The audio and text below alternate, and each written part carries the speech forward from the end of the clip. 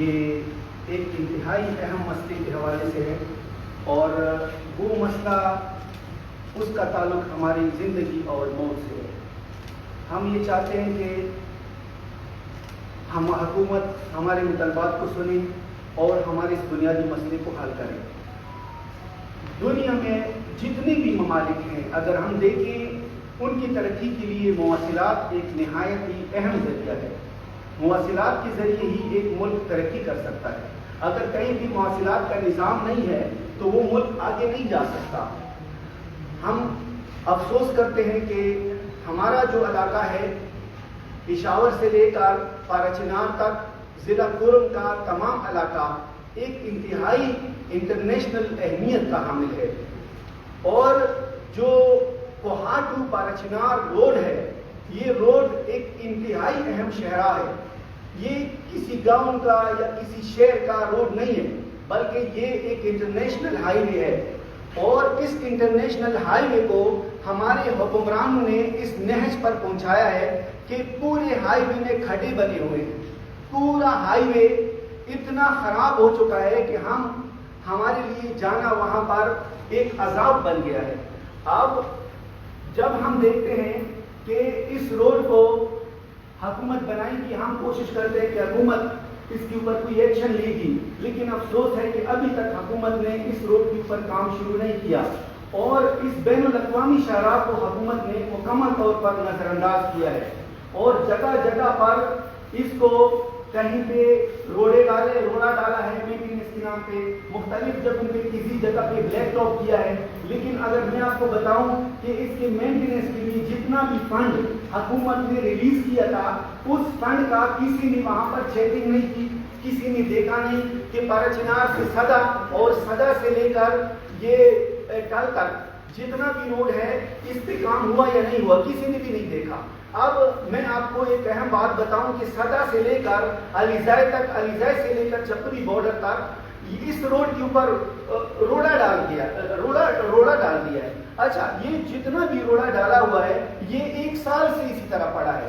ہمارے جو پختونخوا کا جو ہائی وے اتھارٹی ہے، یہ ابھی تک اس کے اوپر کوئی کارروائی نہیں کر رہی ہے۔ یہ پورا روڑا ابھی تک اس کے اوپر گاڑیاں چلتی ہیں، ٹائر کو ان لوگوں نے گاڑیوں کو برباد کیا ہوا ہے، پورا گرد غبار کے اندر لوگوں کو جانا پڑ رہا ہے، اور اگر ہمارے مریض جب اس راستے سے جاتے ہیں تو وہ راستے ہی میں دم توڑ دیتے ہیں۔ انتہائی بری حالت ہے اس روڈ کی، اور میں پوچھنا چاہتا ہوں پختونخوا کے ہائی وے اتھارٹی سے، یہ پوچھنا چاہتا ہوں کہ یہ مینٹیننس کا فنڈ کہاں گیا؟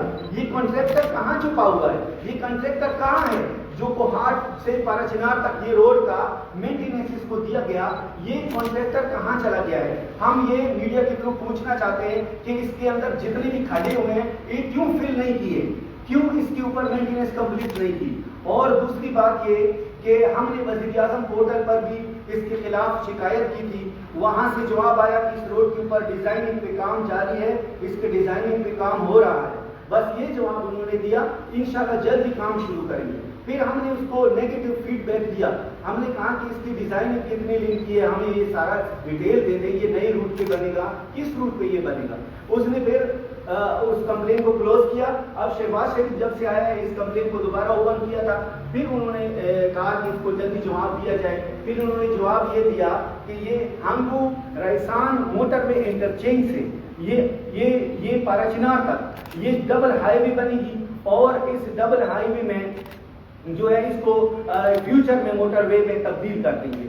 لیکن یہ بھی اس کا کوئی پروف نہیں ہے۔ ڈائریکٹر صاحب نے یہ جو جواب دیا ہے، افسوس تو یہ ہے کہ وزیر اعظم پورٹل میں آپ جس کے خلاف شکایت کریں گے جواب بھی وہی دیتا ہے۔ کتنی افسوس کی بات ہے، اسی شخص نے جواب دیا ہے کہ جس شخص نے جو شخص ذمہ دار ہے اس روڈ کی بربادی کا۔ ہم یہ پوچھنا چاہتے ہیں کہ آپ نے یہ جو سڑک ہے، یہ سڑک دور، اس کا پروف کدھر ہے؟ اس کا کوئی ثبوت نہیں ہے۔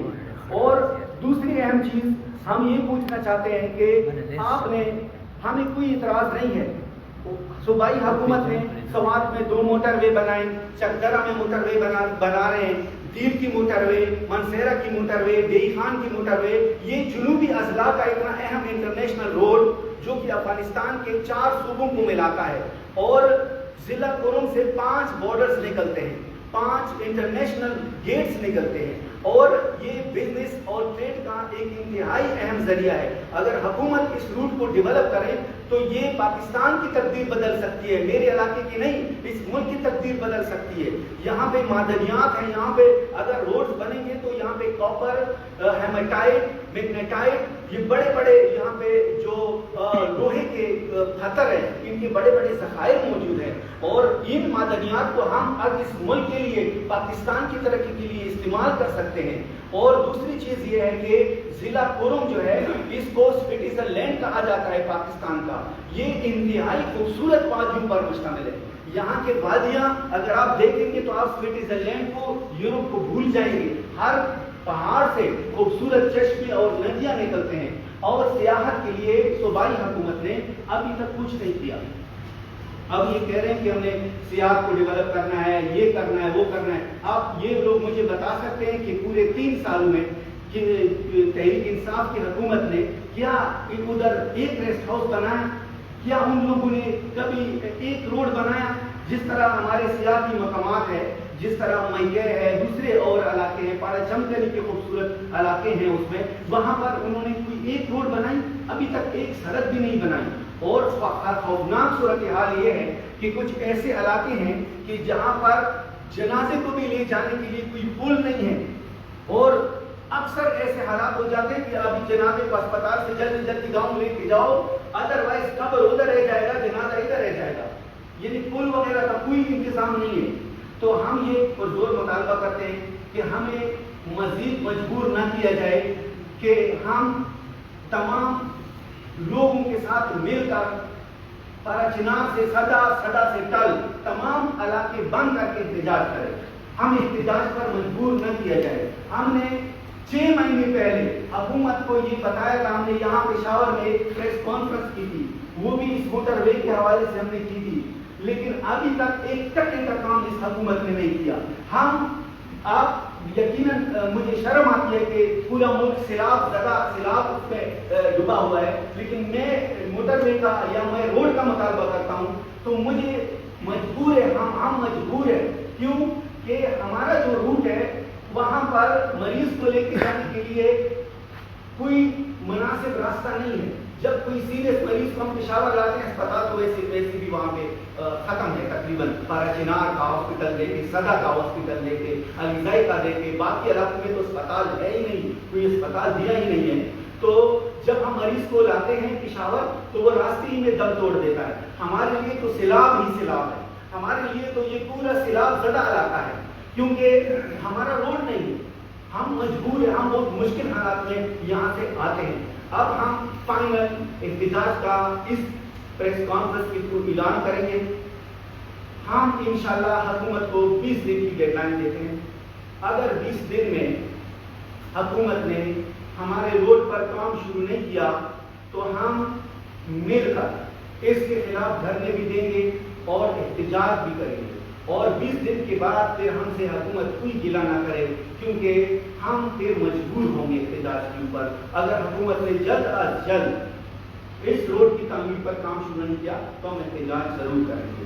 اور ہمارا یہ بہت بڑا مطالبہ ہے کہ کوہاٹ سے پارا چنار تک جس طرح باقی ملک میں موٹر ویز بن رہے ہیں، اس طرح کوہاٹ سے پارا چنار تک نئے روٹ پر موٹر وے تعمیر کی جائے، اور اس علاقے کو سی پیک میں شامل کیا جائے، کیونکہ سی پیک میں جب سارے علاقے شامل ہیں تو اس کو آپ شامل کیوں نہیں کر رہے؟ آپ نے اتنے بڑے بیلٹ کو، لاکھوں کی آبادی کو آپ نے کس طرح نظر انداز کیا ہے؟ اور یہ ہم ٹریڈ کے لحاظ سے بھی کہہ رہے ہیں، یہ ہم سیاحت کے لحاظ سے بھی کہہ رہے ہیں، یہ ہم لوگوں کی پسماندگی کے لحاظ سے بھی کہہ رہے ہیں۔ اگر یہ موٹر وے بن جائے گی تو یہاں سے دہشت گردی ختم تو نہیں ہوگی، لیکن یہ ہم کہہ سکتے ہیں کہ کم ہو جائے گی۔ یہاں سے لوگوں کو روزگار ملے گا، بزنس اپرچونیٹیز ملے گی۔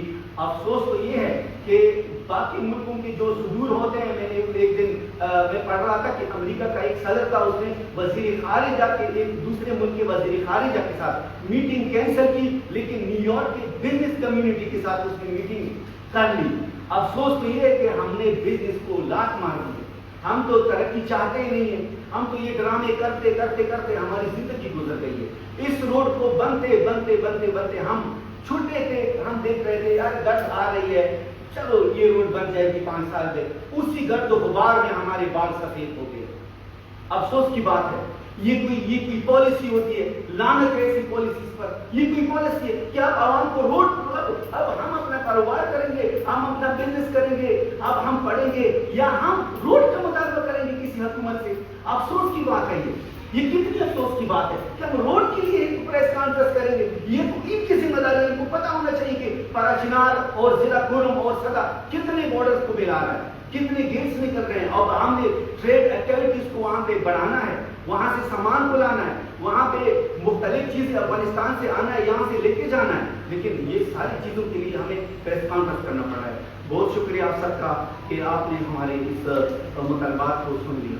یہ بتائیں, آپ نے جو لاسٹ ٹائم پریس کانفرنس کی تھی, غالباً آپ نے فروری میں مارچ کی تھی. جی جی, آپ نے یہ روڈ کے ساتھ ساتھ آپ نے وہاں کے ہاسپٹلس میں جو اسٹاف ہے اس کے حوالے سے بھی پریس کانفرنس کی تھی کہ وہاں پہ ڈاکٹروں کی کمی ہے, کیا وہ پورے ہو گئے ہیں؟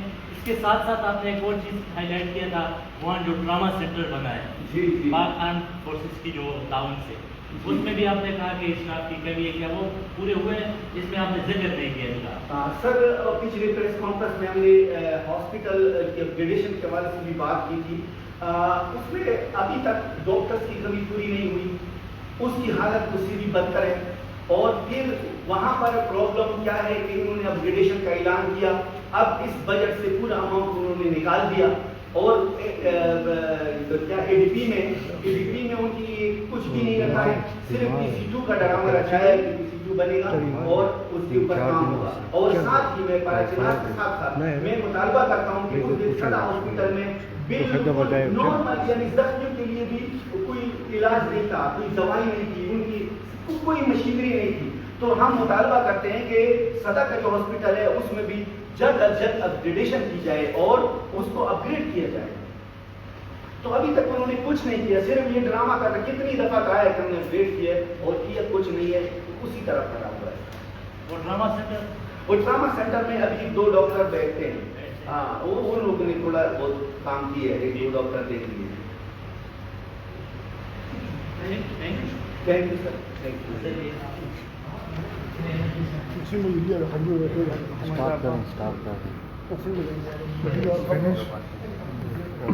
Finish.